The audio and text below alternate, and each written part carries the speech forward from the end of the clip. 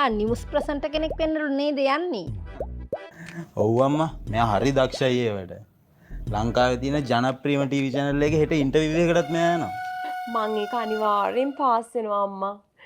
අම්මා ඇන්ටි ඔව් ඔව්. තමන් ගැන හොඳ කොන්ෆිඩන්ස් එකක් තියාගන්න එක බොහොම වැදගත්. අක්කේ කොහොමද ඉතින්?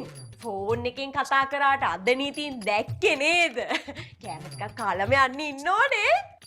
ඔව් ඔව් ඔව්. අපි කෑම කාලම තමයි යන්නේ. ලේලිගේ අත්ගුණේ බලන්නටත් එපාය. අනේ ඉතින් මට ඉන්න එකම ලොකු දුවනේ බන්දන්න ලෝපයි. සෙනුර පුතාගේ තාත්තා නැති වුණේ අපේ අවාසනාවට. එයා මැරෙන්න කලින් ගොඩාක් දුක් විඳා.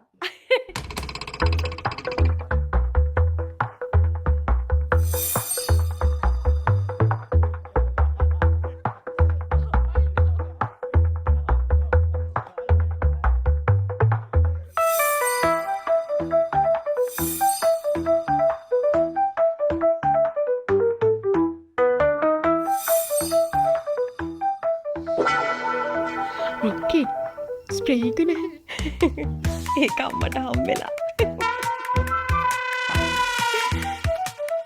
ඇයි ඔයාලා මේ hina වෙන්නේ? මා විහිළුවක් නේද?